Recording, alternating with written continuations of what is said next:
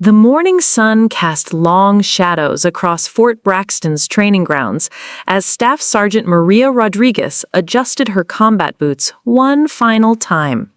At 28, she had already earned more commendations than most soldiers see in a lifetime, but today would test every ounce of her training in ways she never anticipated. The air was thick with tension as 160 troops assembled in perfect formation, their eyes fixed forward, unaware that they were about to witness an incident that would shake the very foundations of military protocol and redefine what it means to stand your ground when authority oversteps its bounds. Before we jump back in, tell us where you're tuning in from. And if this story touches you, make sure you're subscribed, because tomorrow I've saved something extra special for you. Maria had always been different. Born in El Paso to a family of 5 children, she learned early that respect wasn't given, it was earned.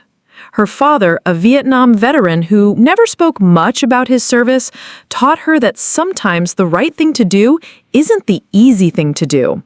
Her mother, a nurse who worked double shifts to keep the family afloat, showed her that strength comes in many forms, but the strongest form is standing up for what's right, even when everyone else is telling you to sit down. When Maria enlisted at 18, she wasn't running from something, she was running toward something. The military promised structure, purpose, and the chance to serve something bigger than herself.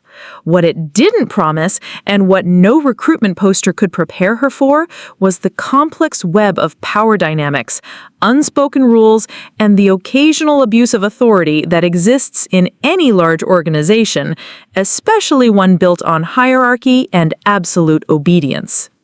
Her first few years in the service were everything she had hoped for and more. She excelled in combat training, showing an aptitude for tactical thinking that impressed her superiors. Her marksmanship scores were consistently in the top 5% of her unit. More importantly, she developed a reputation as someone who looked out for her fellow soldiers. The kind of non-commissioned officer who would stay late to help a struggling recruit understand a complex procedure, or who would quietly intervene when she saw hazing getting out of hand.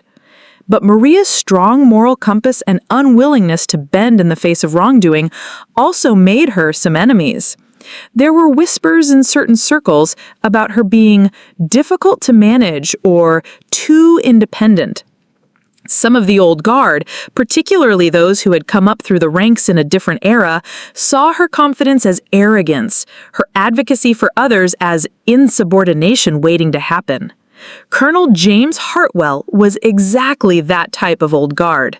At 54, he had served for over 30 years, climbing the ranks through a combination of political savvy, strategic alliances, and an iron-fisted leadership style that brooked no dissent. He had earned his position through dedication and sacrifice, but somewhere along the way, he had also developed a sense of entitlement that extended far beyond his official duties. To Hartwell, the military was his kingdom, and everyone beneath him existed solely to serve his will. Hartwell had been watching Maria for months. Her success rate, her growing influence among the younger soldiers, and her unwavering moral stance all combined to create what he saw as a threat to his authority. He had dealt with problem soldiers before, always finding ways to either break them down or ship them out. Maria Rodriguez, however, was proving to be more resilient than most. The tension between them had been building for weeks. It started small. Assignment changes that seemed designed to undermine her effectiveness, performance reviews that nitpicked minor infractions while ignoring major achievements, and subtle comments in front of other officers that were clearly intended to diminish her standing. Maria recognized the pattern. She had seen it happen to other soldiers who had challenged the status quo or who had refused to look the other way when they witnessed misconduct. But Maria wasn't most soldiers. Every attempt to intimidate her only strengthened her resolve. every petty slight only confirmed what she already suspected about Hartwell's character. She documented everything, kept detailed records, and continued to perform her duties with the same excellence that had earned her the respect of her peers and subordinates. The breaking point came during what should have been a routine morning assembly. The 160 troops of Bravo Company had gathered for their weekly briefing, standing in perfect formation as they had done hundreds of times before. The sun was climbing higher, promising another scorching day of training exercises and weapons maintenance. Everything seemed normal until Colonel Hartwell called Maria to the front of the formation. Staff Sergeant Rodriguez, front and center, Hartwell's voice boomed across the training ground, carrying with it an undercurrent of something that made the assembled soldiers shift slightly, though they maintained their rigid posture. Maria felt every eye in the formation turn toward her as she stepped forward, her boots clicking against the packed earth with a precision that had been drilled into her through years of military service. As she approached, Maria could see something in the colonel's expression that set off every alarm bell her military training had installed. This wasn't the look of a commanding officer about to deliver routine feedback or issue standard orders. This was the look of a predator who believed he had cornered his prey, someone who thought he was about to assert dominance in a way that would send a message to everyone watching. Staff Sergeant Rodriguez, Hartwell began, his voice carrying across the silent formation. It has come to my attention that there have been some concerns about your attitude and your ability to follow direct orders from your superior officers. The words were carefully chosen, vague enough to avoid specific accusations, but pointed enough to plant seeds of doubt about Maria's competence and dedication. Maria stood at attention, her face a mask of professional composure, but inside, her mind was racing. She had expected some form of confrontation eventually. The signs had been building for weeks, but she hadn't anticipated that Hartwell would choose to make it so public, so theatrical. By calling her out in front of the entire company, he wasn't just challenging her, he was making an example of her for everyone else to see. "Sir, I'm not aware of any such concerns," Maria responded, her voice steady and clear, carrying just far enough for the front ranks to hear. "I have consistently met or exceeded all performance standards, and I have always followed lawful orders from my chain of command." The key word there was lawful, and both Maria and Hartwell caught it immediately. It was a subtle but important distinction, one that suggested Maria was not blindly obedient, but rather thoughtfully compliant with legitimate authority. In the context of their ongoing conflict, it was also a warning shot, a signal that Maria was aware of the legal and ethical boundaries that governed military conduct. Hartwell's jaw tightened almost imperceptibly. He had been hoping for immediate submission, the kind of reflexive deference that his rank usually commanded. Instead, he was facing a soldier who was clearly prepared to stand her ground, even under these circumstances. This was not going according to his plan. "Staff Sergeant," he continued, his tone growing sharper, "perhaps you need a reminder about the importance of respect for authority. Step closer." Maria complied, moving to within arm's length of the colonel. She could smell his aftershave, could see the network of broken blood vessels around his nose that spoke to habits that weren't entirely professional. More importantly, she could see the calculation in his eyes, the look of someone who was about to do something he had been planning for a while.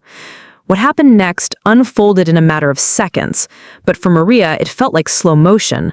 Hartwell reached out with his right hand, ostensibly to guide her into position, but his grip landed on her upper arm with a firmness that had nothing to do with military protocol and everything to do with physical intimidation. His fingers pressed into her bicep with deliberate force, and he began to pull her closer as if to whisper some private correction or threat. But Maria had been preparing for exactly this moment without even realizing it. Years of combat training, countless hours of hand-to-hand combat instruction, and an innate understanding of personal boundaries all combined in an instant of perfect clarity. This wasn't a lawful order being delivered through appropriate channels. This was an abuse of power disguised as military discipline, and it was happening in front of 160 witnesses who were being forced to watch in silence.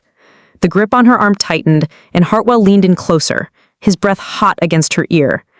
"You need to learn your place, Rodriguez," he whispered. loud enough for the nearest soldiers to hear, but quiet enough to maintain some pretense of privacy. "I'm going to teach it to you." That was the moment Maria Rodriguez made a decision that would change everything. Not just for her, not just for Colonel Hartwell, but for every soldier in that formation and countless others who would hear the story in the days and weeks to come. She had reached the line that she would not allow anyone to cross, regardless of rank, regardless of consequences.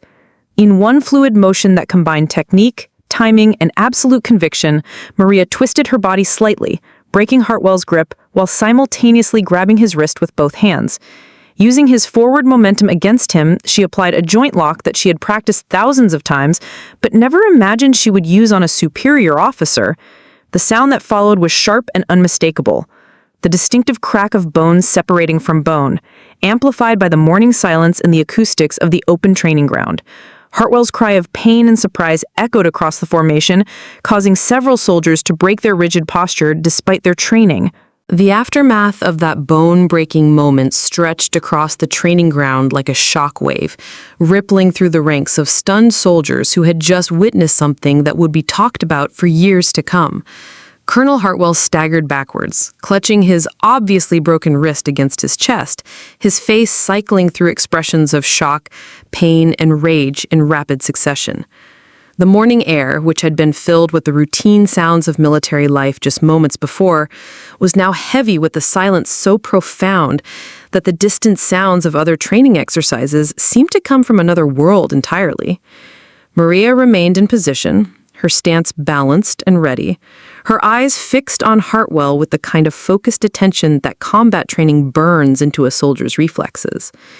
She wasn't aggressive, but she was clearly prepared for whatever might come next. Her breathing was controlled, her expression calm but alert. To the soldiers watching, she looked like someone who had just done exactly what she intended to do, with no regret and no hesitation. "You just assaulted a superior officer," Hartwell managed to gasp out, his voice strained with pain and disbelief. He was cradling his broken wrist, and sweat was beginning to bead on his forehead as the shock started to wear off and the full extent of his injury became clear. In front of witnesses? Do you have any idea what you've just done?" Maria's response was delivered with the same steady professionalism she had shown throughout the encounter. "Sir, I defended myself against what I perceived to be an inappropriate physical advance that was not part of any legitimate military procedure. As per regulations outlined in the Uniform Code of Military Justice, Article 93, I am not required to comply with unlawful orders, and I am entitled to defend myself against improper conduct, regardless of the rank of the person engaging in such conduct." The legal precision of her response was devastating. Maria wasn't just claiming self-defense, she was demonstrating that she knew exactly what regulations governed the situation, that she had made a calculated decision based on military law, rather than acting out of emotion or impulse. She was turning Hartwell's attempt to humiliate her into a textbook example of how a soldier should respond when authority is abused. But perhaps even more significant than her words was her demeanor. Despite having just broken her commanding officer's wrist in front of 160 witnesses, Maria Rodriguez looked completely in control. She wasn't shaking with adrenaline, wasn't backing down or apologizing, wasn't showing any of the signs of someone who had just made a career-ending mistake. Instead, she looked like someone who had just passed a test that she had been studying for her entire military career. The soldiers in the formation were struggling to maintain their composure. Most had never seen anything like this, and certainly not in such a formal setting. Some were fighting to suppress grins, having witnessed what many of them privately considered long overdue comeuppance for a commanding officer who had a reputation for pushing boundaries. Others were genuinely shocked, trying to process what they had just seen and what it might mean for unit cohesion and discipline going forward. Among the witnesses were several junior officers who were now facing their own moment of decision. Should they intervene to support their colonel? Should they call for medical assistance? Should they attempt to arrest Staff Sergeant Rodriguez for assault? The situation was unprecedented, and there were no clear protocols for what to do when a non-commissioned officer uses justified force against a field-grade officer in front of an entire company. First Lieutenant James Morrison, the company's executing officer, was the first to break from the paralysis that had gripped the leadership. Morrison had been watching the interaction between Hartwell and Rodriguez with growing unease, recognizing that what he was witnessing was not standard disciplinary action. When Maria made her move, he had seen it not as an attack, but as a defensive response to an inappropriate conduct. "Medic," Morrison called out, his voice cutting through the continued silence. "We need medical attention for the colonel." Then, turning to the formation, he made a decision that would later be recognized as crucial to how events unfolded. "Company, maintain positions. What you have witnessed here will be thoroughly investigated through proper channels. Until that investigation is complete, all personnel will refrain from discussing these events outside of official proceedings." It was a masterful response that acknowledged the seriousness of what had happened, while also protecting both Rodriguez and the integrity of any future investigation. By treating the incident as something to be handled through official channels, rather than as an obvious case of insubordination, Morrison was creating space for the truth to emerge, rather than forcing an immediate conclusion based on rank and appearance. Maria remained at attention, clearly prepared to cooperate with whatever procedures would follow. Her calm acceptance of the situation was perhaps the most powerful statement she could have made. She wasn't running from the consequences of her actions, wasn't trying to minimize what had happened, and wasn't showing any signs of regret. She had made her decision, and she was prepared to stand by it. As the medic arrived and began tending to Hartwell's broken wrist, the colonel's initial shock was being replaced by a cold fury that was visible to everyone present. But it was impotent fury, the anger of someone who had overplayed his hand and found himself on the wrong side of regulations he assumed would always protect him. His eyes fixed on Maria with unmistakable hatred, but even in his pain and rage, he seemed to understand that his position was far more precarious than hers. The formation of soldiers continued to stand in silence, but the quality of that silence had changed. What had started as the disciplined quiet of troops awaiting orders had become something else entirely. The witnessing silence of people who understood they were seeing history being made, watching a moment that would define not just the careers of the individuals involved, but the culture of their unit and possibly the broader military community. Within 30 minutes of the incident, Fort Braxton was buzzing with activity that had nothing to do with scheduled training exercises. News of what had happened during Bravo Company's morning formation spread through the base with the speed that only military gossip can achieve, carried by whispered conversations in mess halls, hurried phone calls between units, and the kind of meaningful looks that pass between soldiers who have witnessed something extraordinary. Major General Patricia Hawthorne received the initial report while reviewing intelligence briefings in her office, and her reaction was immediate and decisive. Hawthorne had built her career on the principle that military discipline required not just obedience from subordinates, but accountability from leaders. She understood instinctively that the situation developing in Bravo Company had the potential to either strengthen or severely damage the integrity of her command, depending on how it was handled. "Get me a complete incident report within the hour," she ordered her aide-de-camp. "I want statements from every witness, medical documentation of all injuries, and a full review of both officers' personnel files. And I want Staff Sergeant Rodriguez and Colonel Hartwell in separate interviews before lunch. This situation is going to be resolved properly, not swept under any carpets." Meanwhile, Maria Rodriguez found herself in a position that was both familiar and completely unprecedented. She had been placed in temporary quarters under what was officially termed administrative hold while the investigation proceeded, but anyone who understood military protocol knew that her freedom of movement and communication was severely restricted. She wasn't under arrest, not yet, but she wasn't exactly free either. The small room where she waited contained nothing more than a bed, desk, and chair. But Maria used the solitude to do what she had always done in difficult situations. She prepared. Using a notebook and pen that had been provided for her statement, she began documenting every detail she could remember about her interactions with Colonel Hawthorne over the past several months. Dates, times, witnesses present, exact words spoken, and most importantly, the pattern of escalating inappropriate behavior that had led to the morning's confrontation. Maria understood that this wasn't just about one broken wrist or one moment of self-defense.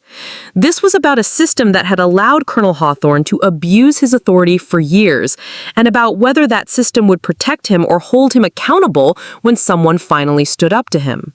Her military career, her freedom, and quite possibly her future all depended on her ability to present a clear, factual case that demonstrated she had acted appropriately within the bounds of military law and personal safety.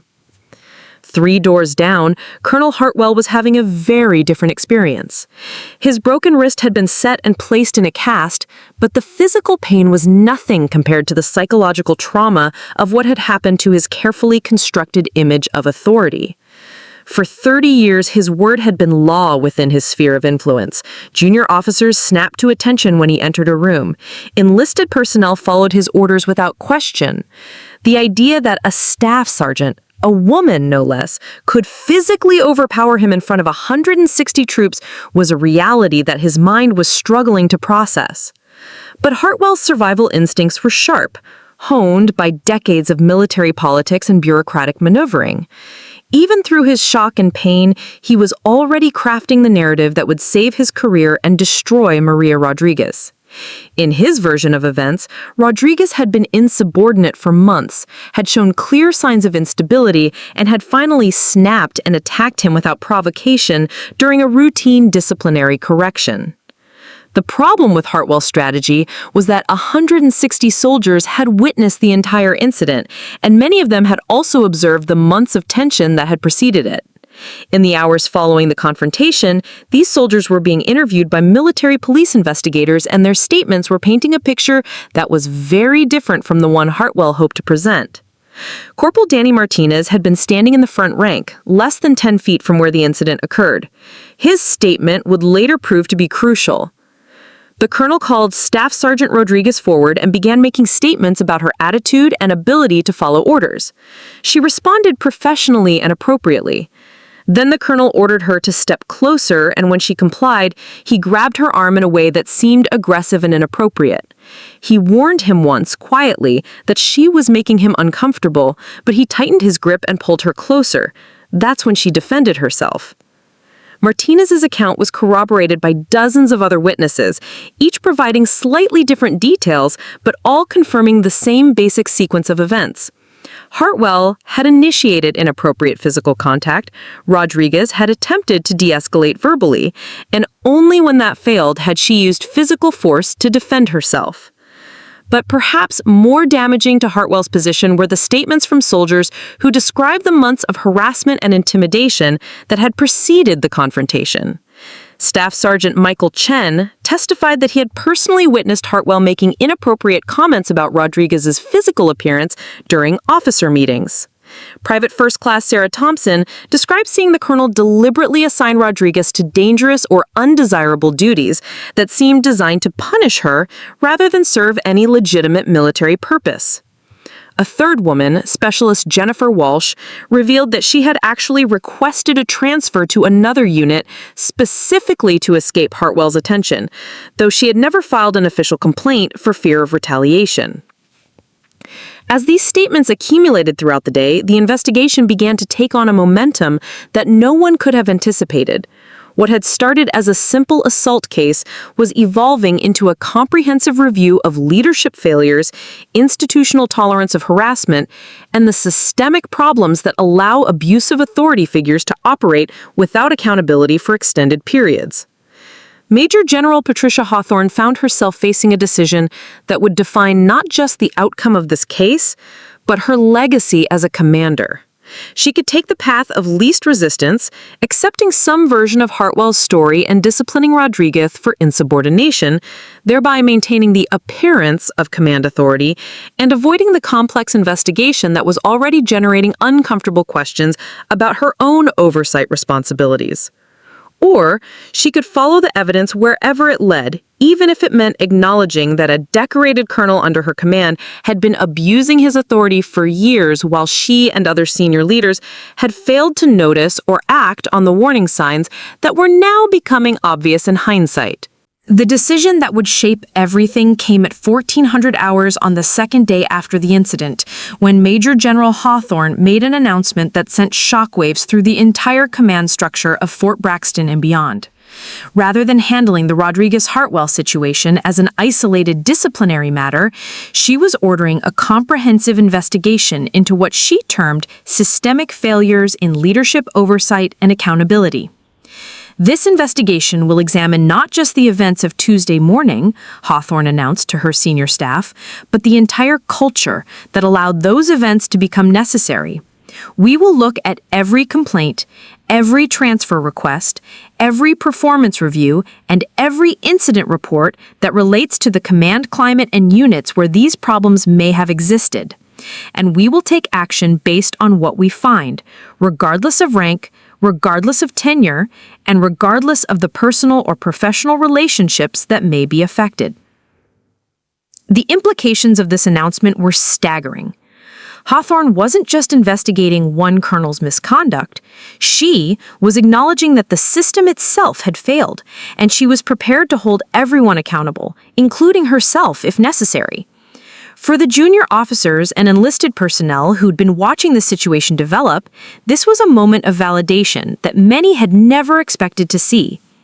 For Maria Rodriguez, still confined to administrative quarters while the investigation continued, the news brought a complex mixture of relief and apprehension.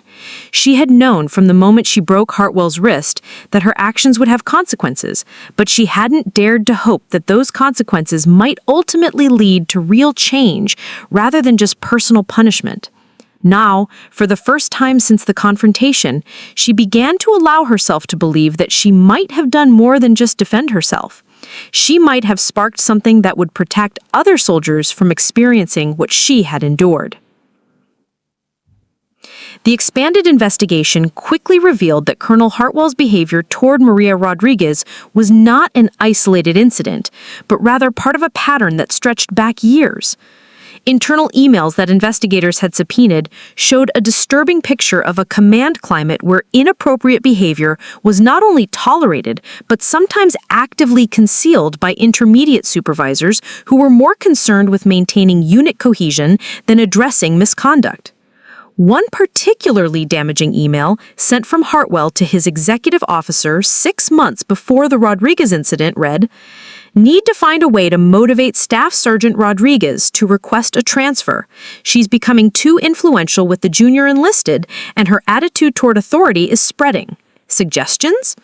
The response from Lieutenant Colonel Patricia Barnes was equally problematic. Standard approaches, extra duty, undesirable assignments, performance counseling that focuses on areas for improvement. If she's smart, she'll get the message. This correspondence revealed not just Hartwell's intent to harass Rodriguez, but also the complicity of other senior officers in what could only be described as a coordinated campaign of retaliation against a soldier whose only offense had been maintaining high standards and refusing to compromise her integrity.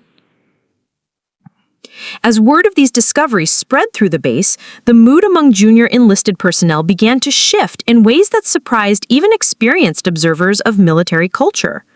Rather than the expected concern about discipline and chain of command, there was a growing sense of vindication among soldiers who had long felt that the system was rigged against them. Maria Rodriguez wasn't being seen as a troublemaker who had attacked her superior officer. She was being viewed as someone who had finally stood up to a system that had been failing them all. This shift in perspective was perhaps most visible in the unprecedented number of soldiers who came forward with additional information as the investigation continued. Complaints that had been dismissed or ignored for years suddenly found their way to investigators' desks. Transfer requests that had been mysteriously delayed or denied were being re-examined in a new light. Performance evaluations that seemed harsh or unfair were being reviewed in a new light.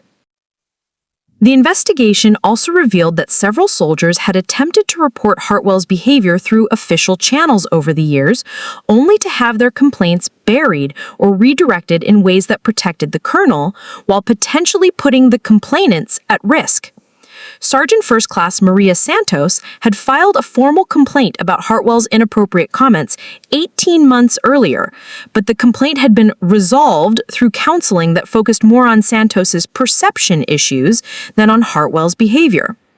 Private Second Class Ashley Cooper had reported that Hartwell had cornered her in a supply room and made comments about her physical appearance that made her extremely uncomfortable.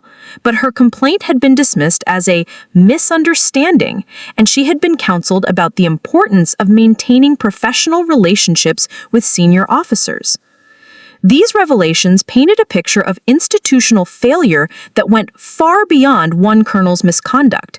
They showed a system that had consistently prioritized the comfort and career advancement of senior officers over the safety and dignity of the soldiers they were supposed to lead and protect. But perhaps the most significant development came when the investigation expanded to include other units where Hartwell had previously served. What investigators found was a trail of complaints, transfers, and disciplinary actions that followed a clear pattern. In every unit where Hartwell had held a leadership position, there had been an unusually high number of requests for transfers among female soldiers, an above-average rate of disciplinary actions against soldiers who were described as difficult to manage, and a command climate that several former subordinates described as toxic and unprofessional. The scope of the investigation was now so broad that it required additional resources from higher headquarters, including investigators from the Army Criminal Investigation Division and specialists in military law who could navigate the complex legal questions that were emerging. The case that started with one broken wrist was evolving into one of the most comprehensive reviews of military leadership and accountability that anyone could remember. For Colonel Hartwell, each new revelation made his position more desperate.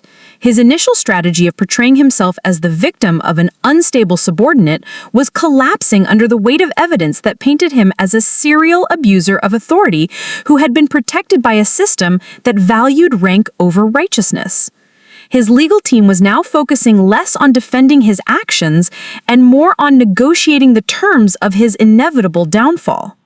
The turning point in what had become known throughout the military community as the Rodriguez case came during Colonel Hartwell's formal interview with the investigating team.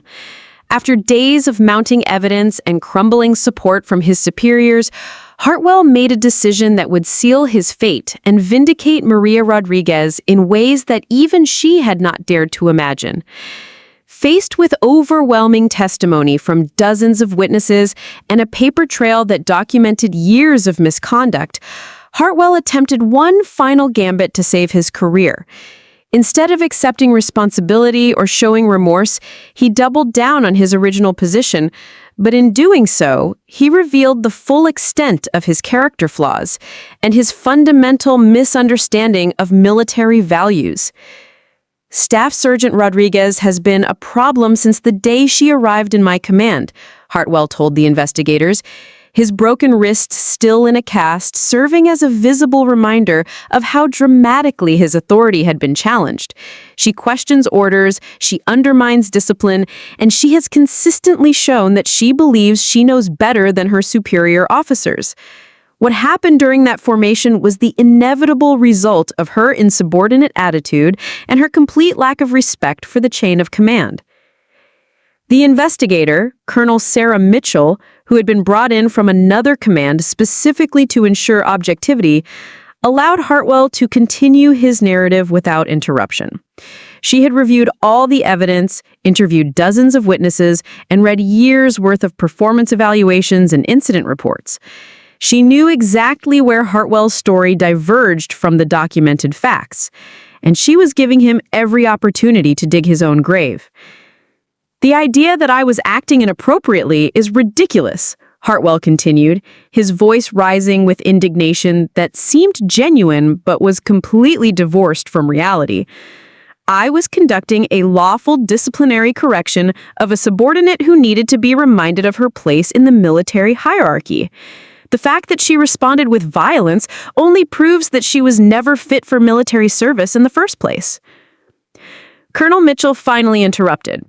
"Colonel Hartwell, I want to make sure I understand your position. Are you stating for the record that you grabbed Staff Sergeant Rodriguez's arm as part of a lawful order? Absolutely. A commanding officer has the right and responsibility to physically guide subordinates when necessary to maintain discipline and ensure compliance with orders. And you believe this physical contact was appropriate and within regulations? Of course it was. I've been doing this for 30 years. I know what's appropriate and what isn't. Colonel Mitchell made a note in her file, then pulled out a copy of the Manual for Courts-Martials and the applicable sections of the Uniform Code of Military Justice.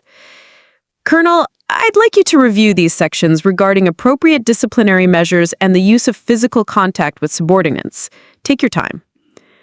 As Hartwell read through the regulations that clearly prohibited exactly the type of behavior he had just defended, his face gradually lost color. The documents made it clear that physical contact between superior and subordinate officers was strictly regulated and that what he had done to Rodriguez was not only inappropriate, but potentially criminal under military law. But the damage to his position went far beyond just that morning's incident. During the course of the investigation, military attorneys had reviewed hundreds of pages of Hartwell's correspondence, performance evaluations he had written, and reports he had filed over the years. What they found was a pattern of behavior that violated multiple provisions of military law and regulations. The email exchange with Lieutenant Colonel Barnes about motivating Rodriguez to transfer was being examined as potential evidence of conspiracy to commit harassment and retaliation. Several of his performance evaluations of female subordinates contained language that military legal experts determined was discriminatory and potentially prosecutable. His handling of previous complaints against him showed a pattern of obstruction and retaliation that violated numerous regulations regarding command responsibility. Most damaging of all was the discovery that Hartwell had been counseled by his own superiors on 3 separate occasions over the past 5 years about complaints regarding his treatment of female soldiers. Each time he had been warned that his behavior was inappropriate and that future incidents would result in disciplinary action. Each time he had promised to modify his behavior. And each time, he had continued the same patterns of misconduct with only slightly more discretion. This documented history of warnings and continued misconduct meant that Hartwell could not claim ignorance of regulations or argue that his behavior was the result of misunderstanding military policy. He had been explicitly told that his conduct was problematic, had promised to change, and then had continued the same behaviors while simply being more careful about leaving evidence. For Maria Rodriguez, the revelation of this history was both validating and deeply troubling. It confirmed that her experiences with Hartwell were not unique or imagined, but it also revealed that the system had multiple opportunities to stop him and had failed to do so. If the previous warnings and counseling sessions had been properly followed up with meaningful consequences, she might never have found herself in the position where physical self-defense became necessary. The legal implications for Hartwell were becoming clear to everyone involved in the case. He was facing potential charges that ranged from harassment and conduct unbecoming an officer to assault and obstruction of justice. His military career was over. But the question now was whether he would face criminal prosecution in addition to administrative separation from the service. For the broader military community, the Rodriguez case was becoming a watershed moment that forced uncomfortable conversations about leadership, accountability, and the systems that were supposed to protect soldiers from exactly the type of abuse that Hartwell had been perpetrating for years. Reform advocates were pointing to the case as evidence that the military's internal systems for addressing misconduct were fundamentally flawed and required comprehensive overhaul. But perhaps most significantly, the case was changing the conversation about how soldiers should respond when they witness or experience inappropriate behavior from superior officers. Maria Rodriguez's decision to defend herself physically was being analyzed not as an aberration, but as the predictable result of a system that had failed to provide other meaningful recourse for soldiers facing harassment and abuse from their commanders. The message that was emerging from Fort Braxton was clear. The military's commitment to good order and discipline extended both up and down the chain of command, and no one's rank made them immune to accountability when they violated the trust that leadership requires. 3 weeks after the incident that would forever change military culture at Fort Braxton and beyond, Maria Rodriguez walked into the base chapel for what would become one of the most significant moments of her life. The small building was packed with soldiers from every rank and unit on the base, creating an atmosphere that was both solemn and electric with anticipation. Word had spread that Major General Hawthorne would be making an announcement about the investigation's findings, but no one knew exactly what to expect. The investigation had taken on a life of its own, expanding far beyond anyone's initial expectations. What had started as a simple assault case had uncovered a network of misconduct, cover-ups, and institutional failures that reached into multiple commands and stretched back over several years. The implications were so significant that the case had drawn attention from the Pentagon, Congress, and military reform advocates across the country. For Maria, the 3 weeks had been a surreal mixture of stress, vindication, and growing awareness that her split-second decision to defend herself had sparked something much larger than personal justice. She had been reinstated to full duty after the first week of investigation, when it became clear that her actions had been not only justified, but necessary. But reinstatement was just the beginning of a transformation that was reshaping how the military thought about leadership, accountability, and the protection of soldiers from abuse by their superiors. The media attention had been intense, but carefully managed. Military public affairs officers had worked to ensure that coverage focused on the systemic issues rather than sensationalizing the personal drama. But Maria found herself at the center of a national conversation about military culture that she had never sought and wasn't entirely comfortable with. Interview requests came daily from news organizations, documentary filmmakers, and advocacy groups, all wanting to hear her story in her own words. But Maria had remained focused on her primary mission, serving as a soldier and supporting the investigation that would determine not just her own future, but potentially the future of military justice itself. She had cooperated fully with investigators, provided detailed testimony about her experiences, and maintained the professional composure that had defined her military career, even as everything around her changed dramatically. The findings of the investigation, when they were finally released, exceeded even the most pessimistic expectations about the scope of the problems that had been uncovered. Colonel Hartwell was facing court-martial on 14 separate charges, including conduct unbecoming an officer, harassment, assault, obstruction of justice, and conspiracy to commit retaliation. But his case was just the tip of an iceberg that included multiple other officers and non-commissioned officers who had either participated in misconduct or failed to report it when they witnessed it. Lieutenant Colonel Patricia Barnes, who had participated in the email exchange about motivating Rodriguez to transfer, was facing her own charges related to conspiracy and failure to report misconduct.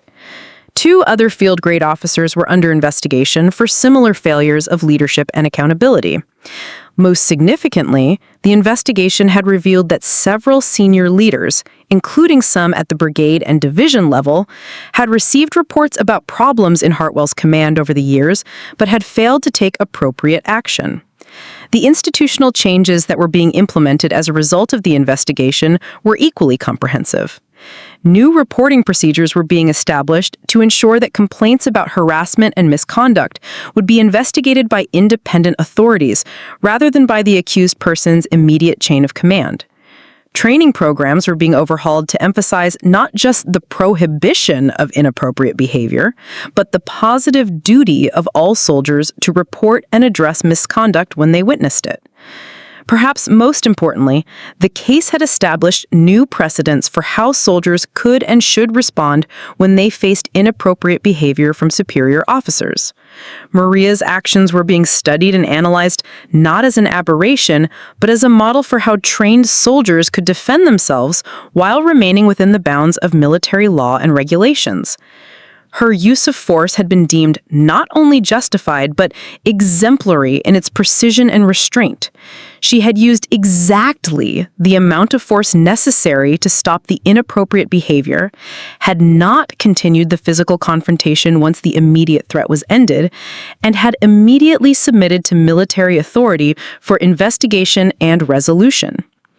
Military legal experts were now using the Rodriguez case as a teaching tool for how soldiers should balance their duty to follow orders with their right to defend themselves against misconduct.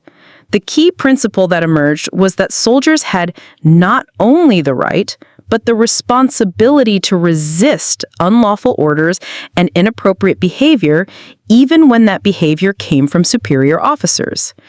But the changes went beyond just legal precedents and policy modifications. The cultural impact of Maria's actions was rippling through the military in ways that no regulation or training program could achieve. Soldiers who had previously felt powerless in the face of harassment or abuse were beginning to understand that they had options, that the system could work for them if they were willing to stand up for themselves and each other. The most visible symbol of this cultural change was the formation of what became known as Rodriguez groups on military bases across the country. These were informal networks of soldiers who committed to supporting each other in reporting misconduct and ensuring that no one had to face harassment or abuse alone. The groups were not official military organizations, but they had the tacit support of enlightened commanders who recognized their value in creating healthier command climates. Major General Hawthorne had become a leading advocate for the changes that were emerging from the investigation. Her decision to pursue a comprehensive review rather than a narrow disciplinary action had established her as a reformer who was willing to confront difficult truths about military culture. She was now being consulted by other commanders facing similar challenges and was developing new approaches to leadership development that emphasized accountability and ethical decision-making.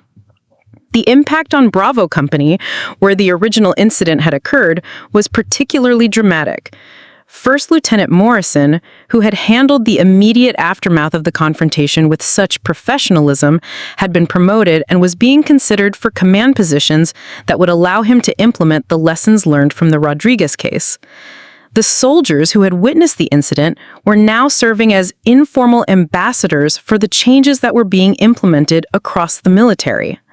But perhaps the most significant change was in how soldiers talked about leadership and accountability. Conversations that had once been whispered in private were now happening openly in professional development sessions and leadership training programs. The idea that rank alone commanded respect was being replaced by the understanding that true leadership required earning trust through competence, integrity, and genuine concern for the welfare of subordinates. 6 months after the incident that had shaken Fort Braxton to its core, Maria Rodriguez found herself in an unexpected position, testifying before a congressional subcommittee on military personnel about the need for comprehensive reform of how the armed forces handle harassment and misconduct cases.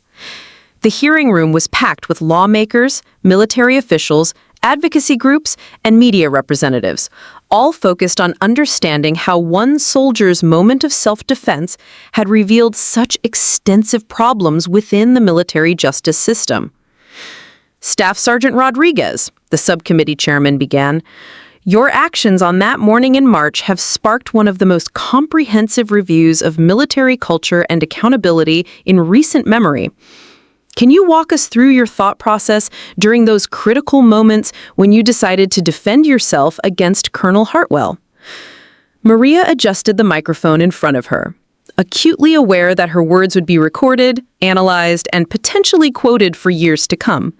She had testified in military courts and administrative hearings, but this congressional hearing represented something different. an opportunity to influence policy at the highest levels of government and potentially affect change that would protect future generations of soldiers. Chairman Williams, members of the subcommittee, she began, her voice steady and clear. I want to be absolutely clear that what happened that morning was not the result of a split-second decision. It was the culmination of months of escalating inappropriate behavior that the existing system had failed to address effectively. When Colonel Hartwell grabbed my arm and pulled me closer while making threatening statements, I knew that I was facing a moment where I had to choose between my personal safety and my military career. She paused, looking directly at the cameras that were broadcasting the hearing live to military bases around the world. What I learned from this experience is that sometimes those two things, personal safety and military service, don't have to be mutually exclusive. A soldier can defend themselves against misconduct while still maintaining their commitment to military values and discipline. But that requires a system that supports and protects soldiers who make those difficult decisions. The hearing had been prompted by the extensive media coverage of the Rodriguez case and the broader investigation it had triggered.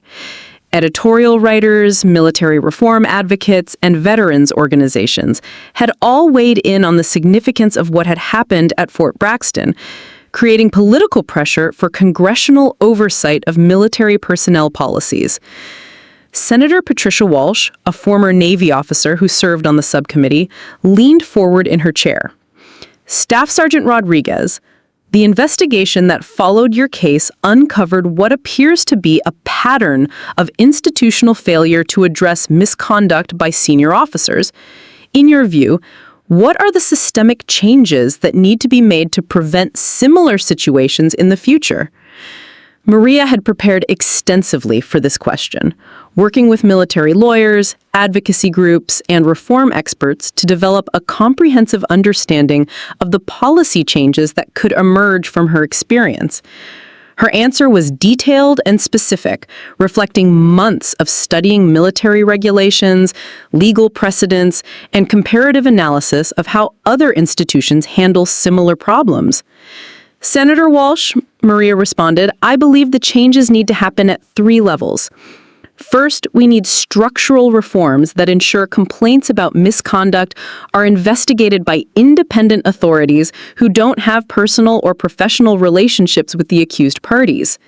Second, we need cultural changes that emphasize the positive duty of all military personnel to report and address misconduct when they witness it. And third, we need legal clarifications that protect soldiers who defend themselves against inappropriate behavior from superior officers. The hearing continued for over 2 hours, with Maria fielding questions about everything from the specific techniques she had used to defend herself to the broader implications of her case for military recruiting and retention. Throughout the hearing, she maintained the same professional composure that had characterized her response to the original incident. But it was clear that the months of investigation and media attention had transformed her from a soldier who had simply defended herself into an advocate for comprehensive military reform. The most powerful moment of the hearing came when Representative Michael Chen, himself a veteran, asked Maria about the personal cost of her decision to stand up to Colonel Hartwell. For the first time during her testimony, her professional facade showed signs of strain as she considered how to answer a question that touched on the emotional and psychological impact of the experience. Representative Chen, she said, after a long pause, I won't pretend that this has been easy. There have been moments when I've wondered if I made the right choice, not because I regret defending myself, but because of the complexity of everything that followed. I've received both overwhelming support and harsh criticism. I've been called a hero by some and a troublemaker by others. But what I've learned is that sometimes doing the right thing isn't about avoiding difficulty. It's about accepting difficulty in service of something larger than yourself. She continued, her voice growing stronger. Every letter I've received from a soldier who says my case gave them the courage to report misconduct, every policy change that makes it easier for future soldiers to seek help when they need it, every commander who now thinks twice about abusing their authority, all of that makes the personal cost worthwhile. I didn't set out to change military culture, but if that's what happened, then I'm proud to have played a part in it. The congressional hearing was being watched live on military bases around the world, and the reaction from active duty personnel was immediate and overwhelmingly positive. Social media posts from soldiers expressed gratitude for Maria's courage and advocacy, with many sharing their own stories of harassment or misconduct that they had previously felt powerless to address. But the hearing also revealed the ongoing resistance to change within some segments of the military establishment. Several retired general officers had submitted written testimony arguing that the Rodriguez case represented an isolated incident that was being blown out of proportion by advocates who sought to undermine military discipline and hierarchy. Their arguments reflected a fundamental disagreement about whether the problems uncovered at Fort Braxton were systemic or aberrational. Major General Hawthorne, who testified after Maria, addressed these concerns directly to the subcommittee. The officers who argue that this case represents an isolated incident are demonstrating exactly the kind of thinking that allowed these problems to persist for years. The evidence uncovered during our investigation shows clearly that Colonel Hartwell's behavior was not unique, that the institutional failures that enabled it were not unique, and that the soldiers who suffered as a result were not isolated cases. Comprehensive reform is not an overreaction, it's an overdue response to problems that we should have addressed years ago. A congressional hearing concluded with bipartisan support for legislation that would implement many of the reforms that had emerged from the Rodriguez case. The proposed Military Justice Improvement Act would establish independent investigation procedures for harassment and misconduct cases, create new protections for soldiers who report wrongdoing, and provide additional training and resources for commanders responsible for maintaining appropriate unit climates. But perhaps more importantly, the hearing had created a national platform for discussing military culture in ways that had previously been confined to internal military channels. The American public was now aware of the challenges facing soldiers who encountered harassment or abuse from their superiors, and there was growing political pressure to ensure that military institutions lived up to the values they claimed to represent. 1 year after the incident that had transformed her from an unknown staff sergeant into a national symbol of military reform, Maria Rodriguez stood before the graduating class of the United States Military Academy at West Point, delivering a commencement address that would be studied and quoted for decades to come. The invitation to speak at one of the military's most prestigious institutions represented the complete vindication of her actions and the recognition that she had become a powerful voice for positive change within the armed forces. Class of 2026, she began, looking out at the sea of newly commissioned officers who would soon be leading soldiers in units around the world. You are graduating into a military that is fundamentally different from the one I joined 8 years ago. That difference didn't happen because of policy changes or regulatory updates. It happened because soldiers at every level decided that our commitment to excellence and integrity had to extend to how we treat each other, not just how we fight our enemies. The changes that had emerged from the Rodriguez case were now being implemented across all branches of the military, creating what defense experts were calling the most comprehensive reform of military culture since the racial integration of the armed forces in the 1940s and 1950s.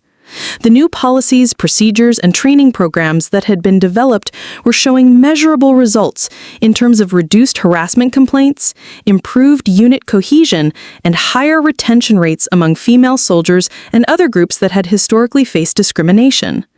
But the most significant change was less tangible and more profound, a shift in how military personnel understood their responsibilities to each other and to the institution they served. The idea that following orders required blind obedience was being replaced by a more nuanced understanding of military discipline that emphasized moral courage and ethical decision-making, even in challenging circumstances. Colonel Hartwell's court-martial had concluded 6 months earlier with his conviction on 11 of the 14 charges against him. He had been sentenced to dismissal from the service, forfeiture of all pay and allowances, and 18 months in military prison. The sentence had been seen as appropriately severe while still reflecting the military justice system's emphasis on rehabilitation and reintegration rather than purely punitive measures. But Hartwell's case had just been one of dozens that emerged from the comprehensive investigation that had followed Maria's initial incident. Officers and non-commissioned officers at multiple installations had been disciplined, transferred, or separated from the service as the military worked to address the cultural problems that had been uncovered. The process had been painful but necessary, creating space for new leadership that was committed to the reformed standards and expectations that were emerging. The impact on military recruiting had been surprisingly positive. Rather than discouraging young people from military service, the reforms had attracted candidates who were drawn to an institution that was demonstrably committed to treating its members with dignity and respect. Applications to military academies had increased, and surveys of potential recruits showed that the military's willingness to confront and address problems in its own culture had actually enhanced its reputation among young Americans. Maria's own career had continued to flourish in ways that would have been impossible before the reforms she had helped inspire. She had been promoted to Sergeant First Class ahead of schedule and had been selected for advanced training that would prepare her for senior leadership positions. More importantly, she had been given opportunities to contribute to policy development and training programs that would help ensure future soldiers never faced the situation she had encountered. The speech at West Point was part of a broader role she had taken on as an advocate and educator within the military community. She regularly spoke at leadership development programs, participated in policy review committees, and mentored junior soldiers who were navigating their own challenges with military culture and expectations. Her message was always the same. Military service required courage in many forms, and sometimes the greatest courage was standing up for what was right when everyone else was telling you to remain silent. The oath you took when you were commissioned includes a promise to support and defend the Constitution of the United States. But implicit in that oath is a commitment to support and defend the soldiers who will serve under your command. That means creating environments where people can perform their best work, where they feel safe to report problems when they see them, and where they know that their leaders will protect them from those who would abuse their authority. The audience of cadets, their families, and military officials listened intently as Maria described the specific leadership challenges they would face as they took on their first assignments. She talked about the importance of creating command climates where soldiers felt comfortable reporting problems, the necessity of following up on complaints even when they seemed minor, and the critical role that junior officers played in setting the tone for military professionalism. But perhaps the most powerful part of her speech was when she addressed the personal qualities that had enabled her to respond effectively to the situation with Colonel Hartwell. She talked about the importance of physical and mental preparation, the value of understanding military regulations and procedures, and the necessity of maintaining moral clarity even under pressure. The moment when I had to defend myself against Colonel Hartwell lasted less than 30 seconds, she told the cadets, but my ability to respond appropriately in that moment was the result of years of preparation, physical training, professional military education, study of regulations and procedures, and, most importantly, clear thinking about my values and responsibilities as a soldier. You cannot wait until you face a crisis to decide what you believe and what you're willing to stand up for. The speech concluded with a standing ovation that lasted several minutes, but the real measure of its impact would be seen in the years to come as these newly commissioned officers took on leadership responsibilities in units around the world. They would be the first generation of military leaders to be fully trained under the new standards and expectations that had emerged from the Rodriguez case. And their leadership would determine whether the reforms would take lasting hold in military culture. After the ceremony, Maria was approached by dozens of cadets and their families who wanted to thank her personally for her courage and for the changes she had helped bring about. Many shared stories of their own experiences with harassment or misconduct, either as victims or witnesses, and expressed gratitude that the military was finally taking these issues seriously. One particularly moving conversation was with Cadet Sarah Mitchell, who would be commissioning as a second lieutenant and taking command of her first platoon within a matter of weeks. "Staff Sergeant Rodriguez," she said, "I want you to know that everything I've learned about leadership over the past 4 years has been influenced by your example. You showed all of us that courage isn't just about facing enemy fire. It's about standing up for what's right, even when the cost might be your career or your reputation." Maria's response reflected the humility and perspective that had characterized her throughout the experience. "Lieutenant Mitchell, the courage you're talking about isn't something I invented or discovered. It's been part of military values since the beginning. What happened was that we finally created systems and cultures that support and protect soldiers who display that courage. Your generation of leaders will make sure those systems continue to work for the soldiers who serve under you." 5 years after the incident that had changed everything, Maria Rodriguez, now Sergeant Major Rodriguez, stood in the Pentagon briefing room where she had been invited to present the final report on the Comprehensive Military Culture Reform Initiative that had grown out of her confrontation with Colonel Hartwell. The room was filled with senior military leaders, Department of Defense officials, and congressional representatives who had come to hear the results of what had become the most extensive study of military leadership and accountability in modern history. The transformation that had occurred over those 5 years exceeded even the most optimistic predictions of reform advocates. Sexual harassment complaints had decreased by 67% across all branches of the military. Retention rates among female service members had increased to historic highs. Unit cohesion and readiness measures had improved significantly. Most importantly, surveys of military personnel showed dramatic increases in confidence that the system would protect them if they reported misconduct or faced inappropriate behavior from superior officers. "Distinguished guests," Maria began, her voice carrying the authority that came from years of experience and the respect she had earned from colleagues at every level of the military hierarchy. 5 years ago, many of us believed that the problems we were addressing were isolated incidents that could be solved through better training and clearer policies. What we discovered was that we were dealing with systemic cultural issues that required fundamental changes in how we think about leadership, accountability, and the relationship between commanders and the soldiers they lead. The report she was presenting represented the culmination of a research and implementation effort that had involved thousands of personnel across all military services. The reforms that had been implemented touched every aspect of military life, from initial training programs to senior leadership development, from unit-level policies to Pentagon-wide oversight procedures. The most significant change had been the establishment of independent investigation and prosecution procedures for cases involving harassment, misconduct, and abuse of authority. These procedures ensured that complaints were handled by specially trained personnel who had no personal or professional relationships with the parties involved, eliminating the conflicts of interest that had allowed problems to persist for years.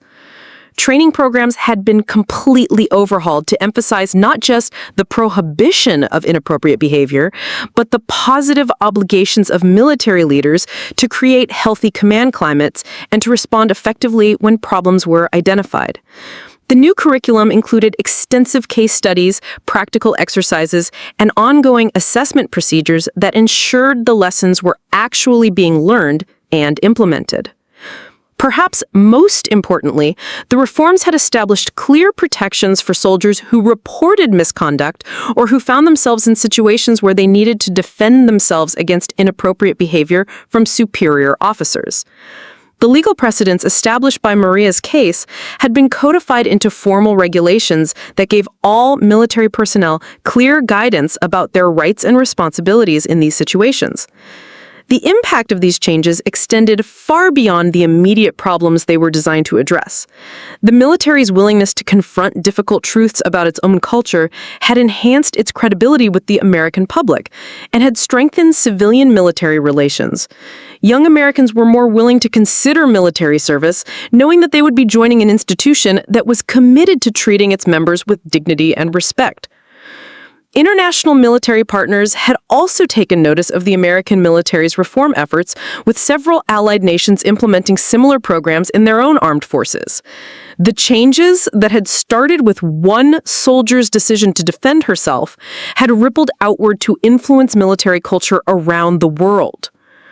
The success of these reforms, Maria continued in her presentation, cannot be measured only in statistics and survey results. The real measure of success is in the individual soldiers who no longer have to choose between their personal safety and their military careers, who know that their leaders are committed to protecting them, and who understand that courage takes many forms, including the courage to stand up for what is right when it would be easier to remain silent. The presentation included detailed case studies of how the new procedures and protections had been used in practice, stories of soldiers who had successfully reported misconduct without fear of retaliation, of commanders who had received the training and support they needed to address problems effectively, and of units that had transformed their cultures from toxic to healthy through consistent application of the new standards. One particularly powerful example involved a young lieutenant who had witnessed his commanding officer making inappropriate comments to female soldiers under his command. Under the old system, the lieutenant might have remained silent, fearing that reporting the problem could damage his own career. Under the new procedures, he was able to report the misconduct through independent channels. The investigation was conducted fairly and thoroughly, and both he and the soldiers who had been affected were protected from retaliation. The commanding officer in that case received appropriate discipline and training, the unit's climate was restored to professional standards, and the lieutenant was commended for his moral courage and commitment to military values. The incident that might once have been covered up or ignored became an opportunity for positive change and leadership development. As Maria concluded her presentation, she reflected on the personal journey that had brought her from a staff sergeant defending herself in a moment of crisis to a senior non-commissioned officer helping to shape military policy at the highest levels. The path had not always been easy, and there had been moments when she questioned whether the personal cost had been worth the institutional benefits that had resulted. But looking out at the audience of military leaders who were now committed to maintaining and expanding the reforms that had emerged from her experience, she felt a deep sense of satisfaction and purpose.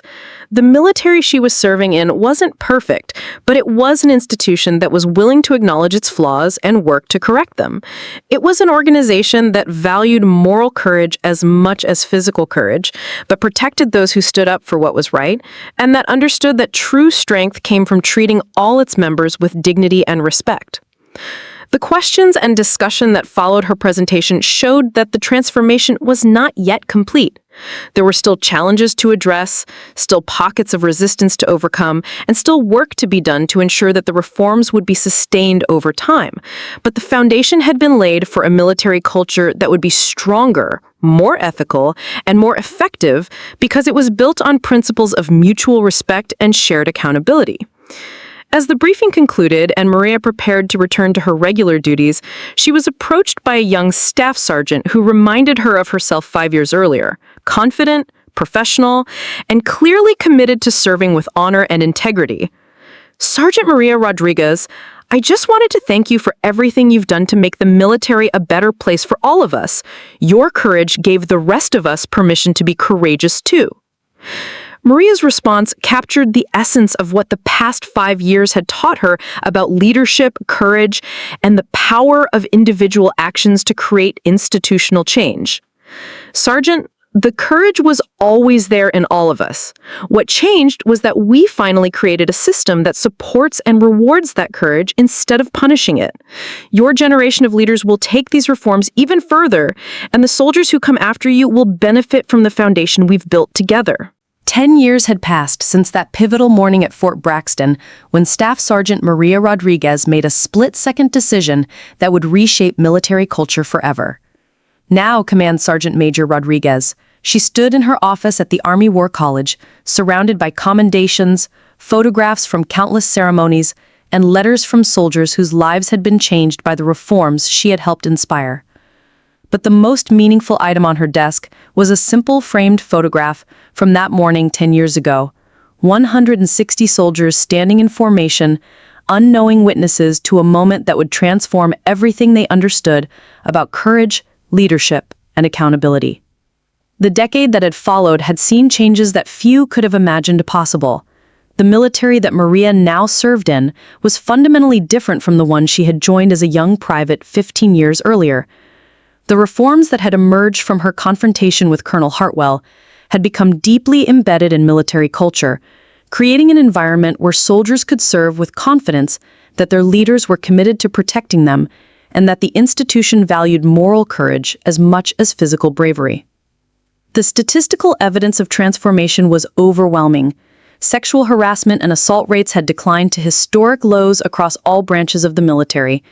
Retention rates had increased dramatically, particularly among women and minorities who had previously faced higher levels of discrimination and harassment. Unit cohesion and readiness measures consistently showed that military units were more effective when they operated under the reformed standards of leadership and accountability. But beyond the statistics, the real measure of change was visible in the daily interactions between soldiers at every level of the military hierarchy. The culture of fear and silence that had once protected abusive leaders had been replaced by an environment where problems were addressed quickly and effectively, where soldiers felt empowered to speak up when they witnessed misconduct, and where leaders understood that their primary responsibility was the welfare and development of the people under their command. Maria's own career had flourished in ways that would have been impossible under the old system. Her combination of moral courage, professional competence, and commitment to reform had made her one of the most respected senior non-commissioned officers in the Army. She had served in multiple commands around the world, each time bringing the lessons and values that had emerged from her experience with Colonel Hartwell to new groups of soldiers who were learning what military service could be when it was guided by genuine leadership rather than mere authority. The story of that morning at Fort Braxton had become part of military lore, taught in leadership courses at every level of professional military education. But Maria had always been careful to emphasize that the real lesson was not about her individual actions, but about the systemic changes that had made such a dramatic confrontation unnecessary for future generations of soldiers. The goal was never to encourage soldiers to break their commanding officers' wrists, she would tell audiences when she spoke about her experience. The goal was to create a military where soldiers would never find themselves in situations where physical self-defense against their own leaders became necessary. The real victory isn't that I was able to defend myself, it's that the soldiers serving today don't have to. The long-term impact of the Rodriguez case had extended far beyond the military itself. The reforms had been studied and adapted by law enforcement agencies, corporate organizations, and other institutions that struggled with issues of hierarchy, accountability, and the abuse of power. The principle that authority must be earned through competence and integrity, rather than simply demanded through rank, had influenced leadership development programs across multiple sectors of American society. International military partners had also embraced many of the reforms that had emerged from the American experience. NATO allies had implemented similar training programs and accountability procedures, and military exchange programs now included specific components focused on ethical leadership and the protection of subordinates from abuse by superiors. The changes that had started with one soldier's moment of moral courage had influenced military culture around the world. Perhaps the most significant long-term impact was on the generation of military leaders that had come of age during the reform period. These officers and non-commissioned officers had never known a military where harassment and abuse were tolerated, or where soldiers had to choose between their personal safety and their professional responsibilities. The principles of ethical leadership and mutual respect were not reforms to be implemented, but fundamental values that defined what military service meant. Colonel James Morrison, The former first lieutenant who had handled the immediate aftermath of Maria's confrontation with such professionalism was now commanding a brigade and was considered one of the Army's most promising future generals. His leadership style, forged during those crucial months when the reforms were being implemented, represented the best of what the new military culture could produce. Firm but fair, demanding but supportive, focused on mission accomplishment but never at the expense of soldier welfare. Command Sergeant Major Rodriguez taught all of us that courage comes in many forms, Morrison said when he was asked about the influence of the Rodriguez case on his own leadership development. Physical courage on the battlefield is important, but moral courage in garrison is what determines whether we're worthy of leading the soldiers who serve under us. Every decision I make as a commander is influenced by the example she set and the standards she helped establish. The soldiers who had been present during that original formation had all been affected by what they witnessed, though in different ways. Some had left military service to pursue other opportunities, but many had remained and had become advocates for the reformed culture within their own units and commands. They served as living witnesses to the transformation that was possible when institutions were willing to confront their flaws and commit to meaningful change. Colonel Danny Martinez, who had provided crucial testimony during the original investigation, was now a senior non-commissioned officer himself, serving as a first sergeant in a unit that was consistently rated as one of the most effective in the Army. His leadership style emphasized the importance of creating environments where soldiers felt safe to report problems and where leaders were accountable for the welfare of their subordinates. I learned more about leadership in those 30 seconds when Command Sergeant Major Rodriguez defended herself than I had learned in all my previous military training combined, Martinez reflected. She showed all of us what it looks like to stand up for what's right, even when the personal cost might be enormous. That lesson has guided every leadership decision I've made since. As Maria prepared for her upcoming retirement after 25 years of military service, she reflected on the journey that had taken her from a young soldier seeking structure and purpose to a senior leader who had helped reshape military culture for future generations. The path had not always been easy, and there had been moments when she questioned whether the personal sacrifices had been worth the institutional benefits that had resulted. But looking at the military she was leaving behind, an institution that was stronger, more ethical, and more effective because it was built on principles of mutual respect and shared accountability, she felt a deep sense of pride and satisfaction. The confrontation with Colonel Hartwell had lasted less than a minute, but its effects would continue to protect and empower soldiers for decades to come. The final ceremony of her military career took place on the same training ground at Fort Braxton where she had broken Colonel Hartwell's wrist 10 years earlier. Hundreds of soldiers, including many who had been present during that original formation, gathered to honor her service and to celebrate the transformation she had helped inspire. The ceremony included testimonials from soldiers whose careers had been saved by the reforms, commanders who had learned to lead with integrity and compassion, and policymakers who had seen firsthand how individual courage could create institutional change. Major General Patricia Hawthorne, now serving as a senior Pentagon official, delivered the keynote address at Maria's retirement ceremony. Command Sergeant Major Rodriguez represents the best of what military service can be. She showed all of us that true strength comes not from the ability to dominate others, but from the courage to stand up for what's right, even when that courage comes at personal cost. The military she helped create is stronger, more ethical, and more effective because she was willing to risk everything to defend the values that make military service honorable. As the ceremony concluded and Maria prepared to begin the next chapter of her life, she was approached by a young private who had just completed basic training and was preparing for her first assignment. Command Sergeant Major Rodriguez, I just wanted to thank you for making it possible for people like me to serve in a military where we know we'll be treated with dignity and respect. Your courage made all the difference.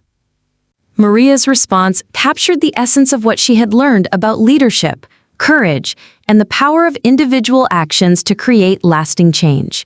Private, the military you're joining isn't perfect, and there will still be challenges to face and problems to solve. But you're entering an institution that values moral courage as much as physical courage, that protects those who stand up for what's right, and that understands that our greatest strength comes from treating each other with the respect and dignity that every soldier deserves. Take care of each other, stand up for what's right, and remember that sometimes the most important battles are the ones we fight to protect the values that make our service meaningful. The story of Maria Rodriguez and Colonel Hartwell had become more than just a case study in military justice or an example of individual courage. It had become a testament to the power of institutions to change when they are challenged by individuals who refuse to accept that this is just the way things are. The broken wrist that had started everything had healed long ago, but the changes it had sparked continued to strengthen and protect soldiers around the world. As Maria walked away from her final military ceremony, she carried with her the knowledge that her moment of courage had created ripples that would continue long after she was gone. The 160 soldiers who had witnessed her confrontation with Colonel Hartwell had become ambassadors for change, spreading the values of accountability and respect throughout their own commands and units. The officers who had learned from the investigation had become leaders who prioritized the welfare of their subordinates above their own comfort or convenience. The policies and procedures that had emerged from her case had become the foundation for a military culture that valued moral courage as much as physical bravery. But perhaps most importantly, the young soldiers now entering military service would never know a system where harassment and abuse were tolerated, where reporting his conduct was discouraged, or where rank alone commanded respect without regard for character or competence.